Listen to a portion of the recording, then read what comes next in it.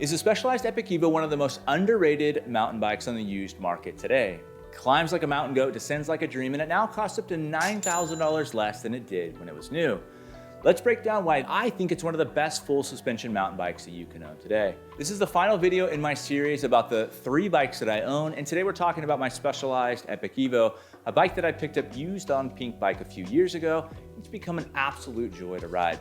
Let's dive into why it's still such a standout and whether you should consider picking one up, especially at its current used market price. Now, speaking of prices, I've thrown together what I'm calling the yard sale section on my website, outdoorbros.com, to sell a lot of my extra gear. Some of it's used and some of it's new from projects that just never saw the light of day. It's a bit of a spring cleaning channel for me, so I priced everything to move quickly, or at least I think I have. Now, if there's something that's maybe out of line price-wise or you have questions on it, shoot me a message on Instagram or an email and we can figure it out. Yes, that's a shameless plug, and I'll be adding more to it as I continue to make room for new projects for 2025. So check back on it from time to time. Okay, now back to the Epic. My Epic Evo is a 2022 S-Works model in what I just call burnt orange. It's got 120 millimeters of travel up front, 110 millimeters in the rear. It's paired with SRAM's XX1 drivetrain and Shimano XTR brakes. It has a 34-tooth chainring, 170 millimeter cranks, a Quark power meter, 1052 cassette, and the Axis reverb dropper post. It's not the latest drivetrain, but it's the previous one. I think it's maybe a generation or two old. I haven't felt the need to really upgrade there. The bar and stem are MV M6, and it has a set of Reynolds Black Label wheels with Sun Ringley hubs and Maxxis Aspens in 2.4 inch, both front and rear. Those are actually the original tires from the previous owner.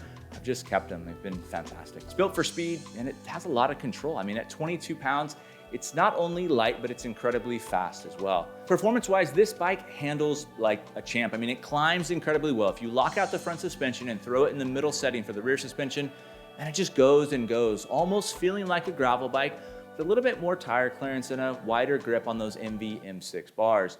The 34-tooth chainring and 1052 cassette allow you to keep a high cadence to comfortably climb just about anything. Then you get to the top of a climb, open up the suspension, both front and rear, engage the Axis dropper post and go. And to me, it descends like a bike with a lot more travel, and I think the XTR brakes are fantastic. As advertised, the Epic Evo blurs the lines between a cross-country bike and a trail bike, making it a joy to ride just about everywhere. Rarely do I find myself in situations where I feel underbiked. And on the other side, rarely do I find myself riding something that feels like a pool noodle on the road. Heck, if I want to inflate the tires to 35 PSI, lock out the suspension, I've got a decent kind of gravel bike to hang with my friends while they're on their gravel bikes, just hammering up climbs. But really, I mean, the best gravel bike's probably still a mountain bike, right? What do you value most in a mountain bike? Is it weight? Is it speed? Is it versatility? Let me know in the comments below. I'm curious to know your thoughts. Outside of riding it locally here, the best use that I get out of this bike is riding it in and around Mammoth, which is just a few hours north of me here in California. A typical ride up there starts at your front door at about 8,500 feet and tops out just above 11,000 feet. It has a good mix of single track, both up and down. It's got some fast downhill sections, hummus, it's got chunky sections. This bike is perfect for riding up there, and when you jump on it, you wouldn't think that it's now a generation old. Like I mentioned in my video about the Tarmac, my opinion is that the gains have been marginal between like the 2020 bike generation and today. I think the same applies to mountain bikes. These bikes are still top performers, which is why I think you shouldn't hesitate to grab one on the used market.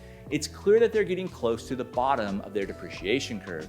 Look, the Epic Evo proves that older bikes can still be top performers. If you're considering one, I'd say don't hesitate, especially at today's used prices, which you see online everywhere. And yes, all 3 of the bikes that I own are currently Specialized bikes. I'm not the secret Specialized guy. I don't have any contacts there sending me bikes, but I have found that there's a general familiarity with these bikes that makes equipment reviews and comparisons a little bit easier.